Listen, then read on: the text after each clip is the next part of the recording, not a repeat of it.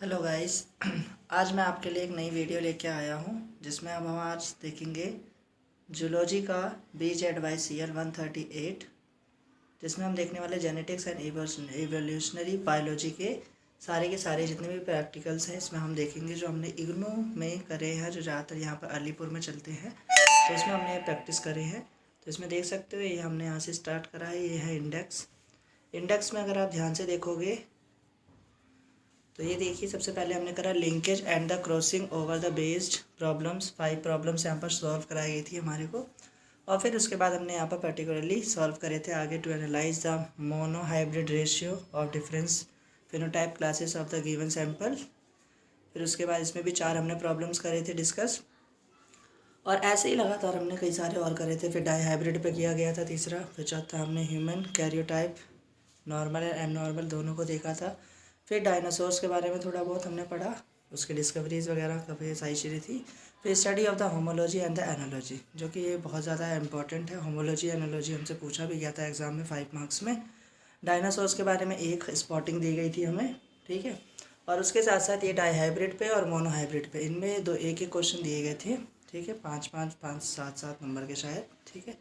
तो ये आपको प्रैक्टिस करनी है अगर आप इस पे अच्छे नंबर लाना चाहते हो। और इसके बाद अगर आप प्रैक्टिकल फाइल को एक सुंदर और अच्छे तरीके से बनाना चाहते हो जिसमें आपके नंबर ना कटे और अच्छे नंबर पाना चाहते हैं, तो आप लोगों को लगातार इसी में देखते रहना है, और ध्यान से इसको देखिए और इसको सॉल्व करने की कोशिश करिए।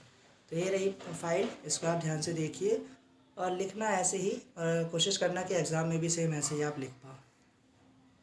तो देखिए, पहला स्टार्ट हो चुका है यहाँ पर।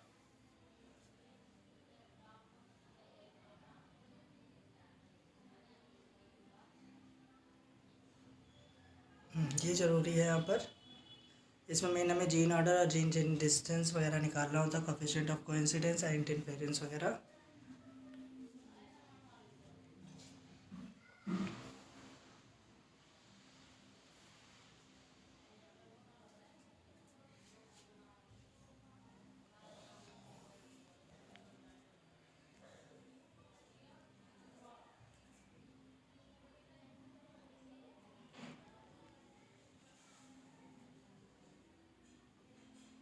ये रहा कोएफिशिएंट ऑफ इंसिडेंस।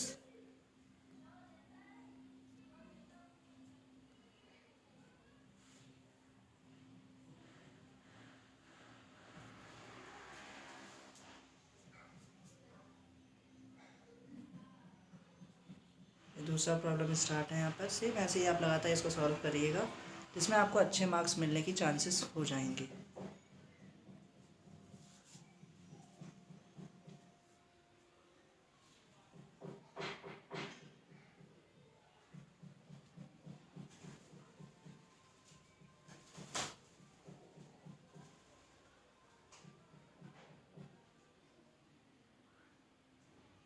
मेरा थर्ड क्वेश्चन सॉल्व करिएगा, इसको ऐसे ही समझ समझ के करिएगा। बहुत इजी है, ज़्यादा मुश्किल नहीं है, बट ये एक बार कॉन्सेंट्रेट करके अगर आप समझ लीजिएगा तो इसको बहुत आसानी से आप सॉल्व कर पाएंगे। एग्ज़ाम में भी पूछा जाता है।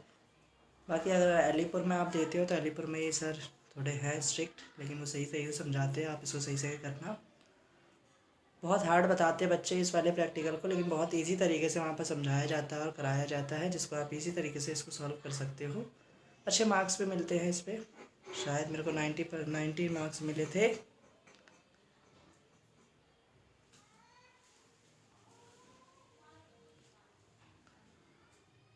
इसको ध्यान से देखिएगा।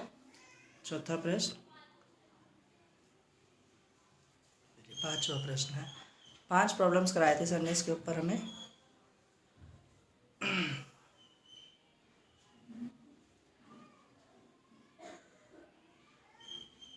यहाँ से दूसरा एक्सपेरिमेंट है जो कि हमें मोनो हाइब्रिड पे दिखाया गया था।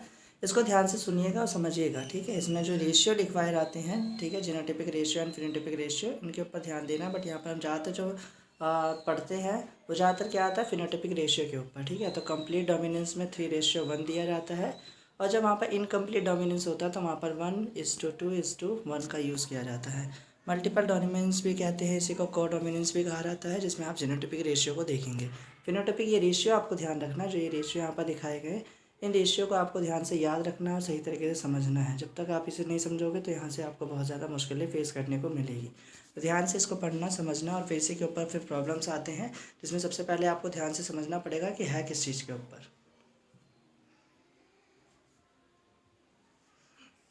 ये टेबल इंपॉर्टेंट है, शॉर्ट फॉर्म पे बहुत इजी तरीके से सॉल्व कराया जाता है।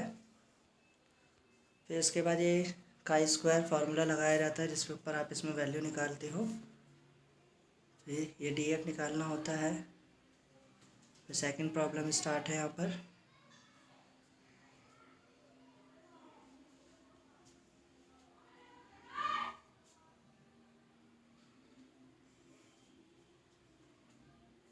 तो ये थर्ड फार्मूला है, थर्ड प्रॉब्लम, इसको सॉल्व करना है। बीट्स वगैरह के ऊपर दिए जाते हैं, ज़्यादा कोई दिक्कत नहीं है इस पर। जैसे ऐसे लिखा हुआ है टेबल को ऑब्जर्व करो, ध्यान से इसको समझिएगा। फिर भी कोई प्रॉब्लम आती है तो आप कमेंट सेक्शन में पूछ सकते हैं। थोड़ा जूम आउट हो गया, ध्यान से। इसकी फुल पीडीएफ मैं आपको डिस्क्रिप्शन बॉक्स में डाल दूंगा, वहाँ से भी आप देख सकते हो। पूरा पीडीएफ देख के समझ के चलिएगा। फुल पीडीएफ आपको दूंगा मैं डिस्क्रिप्शन बॉक्स में, आप वहाँ पर जाके फुल पीडीएफ भी देख सकते हैं। वहाँ पर सही तरीके से ऑब्जर्व कर पाओगे, समझ पाओगे और लिख पाओगे साफ़ सुथरा। यहाँ पर ये प्रॉब्लम्स भी ख़त्म है। अब हम बात करेंगे डायहाइब्रिड रेशियो में। तो डायहाइब्रिड रेशियो में भी आप सेम को यही देखना है आपको, डायहाइब्रिड रेशियोज कौन कौन से थे। इसमें बहुत सारे रेशियोज़ दिए जाते हैं, इन सभी को ध्यान से समझना है, पढ़ना है और याद रखना है, क्योंकि इन्हीं रेशियोज़ के बेसिस पे आप वहाँ पर आंसर्स को सही तरीके से लिख पाते हो। तो पहला है डोमिनेंट एपिस्टेसिस, दूसरा है recessive epistasis, then duplicate gene with the cumulative effect, and dominant duplicate gene, recessive duplicate gene and dominant and recessive gene interaction. इनके रेशियो का आपको ध्यान रखना है। इन्हीं रेशियो के अकॉर्डिंग आपको यहाँ पर सॉल्व करना होता है, जिसमें रेशियो आप देख रहे हो पहले वाले का है 12:3:1, फिर 9:3:4, फिर 9:6:4, देन 15:1 एंड 9:7, 13:3।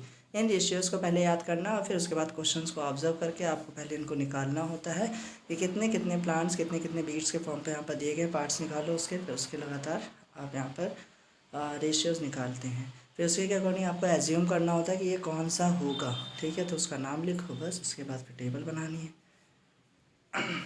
इजी है, रेशियो याद रहेगा तो आप कर सकते हो। फिर काई स्क्वायर निकालो, डीएफ डिग्री ऑफ फ्रीडम क्या निकालना होता है। फिर इसके अकॉर्डिंग आपको यहाँ पर एज्यूम करके हुए आपको पूरा सही तरीके से बता देना कि इन रेशियोज़ में प्रेजेंट है वो, फिर उनका नाम भी बताना है। फिर सेकेंड प्रॉब्लम,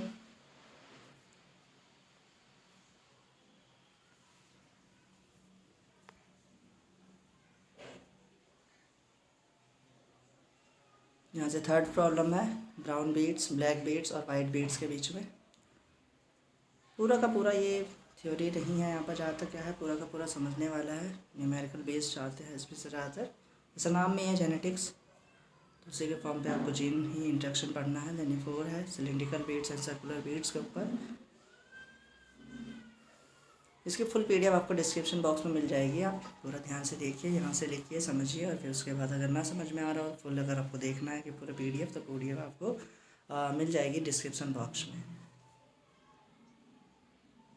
फिर ये वाला आपका बहुत ज़्यादा इंपॉर्टेंट है, इसको थोड़ा ऊपर लेके चलिए। तो यहाँ पर है ह्यूमन कैरियोटाइप्स। तो इसमें कुछ क्वेश्चन डायरेक्टली सर पूछते हैं, ठीक है। व्हाट इज़ क्रोमोसोम्स वगैरह है, क्रोमोसोम कितने पेयर में होते हैं, कौन कौन से होते हैं, ऑटोसोम्स कौन से होते हैं, क्रोमोसोम्स कौन से होते हैं, कितने टाइप्स के होते हैं, वो सारी चीज़ें। होमोलोगस क्रोमोसोम्स कौन से होते हैं, नॉन होमोलोगस कौन से होते हैं, ठीक है। फिर उसके बाद मोनोसोमी, ट्राइसोमी, ये तो इंपॉर्टेंट है, डिजीज़ के ऊपर पूछे जाते हैं, कौन से डिजीज़ में होती है, वो डिजीज़ के अकॉर्डिंग आपको पूछने जाते हैं। टाइप्स ऑफ बात करें तो यहाँ पर 4 तरीके के हैं, मेटासेंट्रिक, सब मेटासेंट्रिक, एक्रोसेंट्रिक एंड टीलोसेंट्रिक, ठीक है। इनकी पोजीशंस याद रखनी है कि इसमें पर्टिकुलर पोजीशंस के ऊपर ही यहाँ पर नाम दिया रहता है कि कौन सा मेटासेंट्रिक होगा, कौन सा सब मेटासेंट्रिक होगा, कौन सा टीलोसेंट्रिक और एक्रोसेंट्रिक। तो सिंपल सा देख पा रहे हो आप, मेटासेंट्रिक में सेंटर में होता है पर्टिकुलर ये पोर, ठीक है, जिसको हम सेंट्रोमियर कहते हैं। ये सेंटर में होगा उसे हम मेटासेंट्रिक बोलते हैं। थोड़ा सा और ऊपर जाता है तो उसे हम बोलते हैं सब मेटासेंट्रिक, और ऊपर जाएगा सैटेलाइट की फॉर्मेशन हो जाती है तो उसे हम बोलते हैं एक्रोसेंट्रिक, ठीक है। और फिर बिल्कुल ही एक ही एंड पे शिफ्ट हो जाता है सेंट्रोमियर तो उसे बोलते हैं टीलोसेंट्रिक। बहुत इजी है, ठीक है, आप समझना है इसको, ठीक है। और ये गुड वगैरह मत समझना, यहाँ पर मैम ने सिर्फ सिग्नेचर कर रखे हैं, ठीक है, गौरी मैडम थी। ग्रुप्स ऑफ क्रोमोसोम्स, ठीक है, ये ग्रुप्स ऑफ क्रोमोसोम देखो, ये टेबल को भी याद रखना है, जिसमें बहुत सारे आपके थ्योरी एग्जाम में भी पूछे जाते हैं और इसमें प्रैक्टिकल में तो खैर इतना ज़्यादा इंपॉर्टेंट नहीं है। व्हाट इज़ कैरियोटिपिंग पूछा गया है, कैरियोटिपिंग आपसे पूछा जा सकता है। कैरियोग्राफ क्या होता है, ये वाले क्वेश्चंस 2-2 नंबर में कभी कभी पूछ लिए जाते हैं। सिग्निफिकेंस ऑफ कैरियोटाइपिंग, तो यहाँ पर बहुत ज़्यादा ज़रूरी है ये सिंड्रोम्स जो याद रखने हैं, जितने भी डिजीज़ हैं इन सभी डिजीज़ को, और उसमें देखना है कि कौन सा क्रोमोसोम प्रेजेंट होता है, किसमें एक्स्ट्रा होता है, किसमें मिसिंग होता है, कौन कौन से इसमें बीमारियाँ डिजीज़ वगैरह चल रही होती है। तो इन सब चीज़ों को ध्यान से ऑब्जर्व करते हुए चलना है। और फिर मेन ये आता है जो कि बोला जाता है कि बार बार एग्जाम में दिया जाएगा, लेकिन बहुत मुश्किल, बहुत हार्ड होता है इसको वहाँ पर आइडेंटिफाई करना, चूज़ करना, फिर पेस्ट करना, तो बहुत मुश्किल है, एग्ज़ाम में नहीं आता। लेकिन एक एक्सपेरिमेंट आपको यहाँ से दिया जाएगा आपको अपनी फाइल में लिखने के लिए, ठीक है। फिर उसी में ऑब्जर्व करना होता है ये कौन सी बीमारी देखने को मिली है आपको, डिजीज़ को पहचानो, उसके यहाँ पर डिस्क्रिप्शंस लिखो, इतना है। फिर 5वां है आपका यहाँ पर फॉसिल ऑफ एविडेंस, जिसमें हम बोलते हैं स्टडी ऑफ डायनासोर्स। इनके बारे में पढ़ना, तो ये इंपॉर्टेंट तो नहीं है, इनका भी कभी दे दिया जाता है, तो उसके अकॉर्डिंग आप इसको समझ सकते हो। आगे बढ़ा जाए तो आगे क्या दिखा रहे हैं इसमें, दूसरा है डिमेट्रोडॉन, फिर ब्रोंटोसोरस, फिर है डिप्लोडोकस, देन उसके बाद है ये क्या है, ट्रायोनोसोरस, देन गाइनोडॉन, स्टेगोनोसोरस, देन रैम्फोगोरस। बस यहीं पे है इतना, इसके बाद थोड़ा रह गया था, तो वो है टेराडोरॉन, देन आर्कियोटोरस। आर्कियोटोरस वो फ्लाई करते हैं शायद, ठीक है, एंशिएंट विंग होती है इनके पास, तो ये फ्लाइंग की कैपेसिटी होती है इनकी। देन इसके बाद लास्ट आता है जो कि होमोलॉजी और एनालॉजी। इसमें डिफरेंस हमेशा पूछा जाता है जब भी आप अलीपुर में टीचर्स के सामने यहाँ पर देंगे। तो अलीपुर एक मतलब ठीक है, यहाँ पर सारी चीज़ें कराई जाती है, प्रैक्टिकल कराए जाते हैं। यहाँ डराया भी जाता है कि इसमें फ़ेल किया जाता है बहुत ज़्यादा बच्चों को, तो सीरियसली है ये फ़ेल भी किया जाता है, लेकिन अगर आप सही तरीके से लिखोगे तो उसमें कुछ फ़ेल नहीं करेंगे, ठीक है। इसमें स्केलेटन वगैरह तो नहीं पूछा जाता है,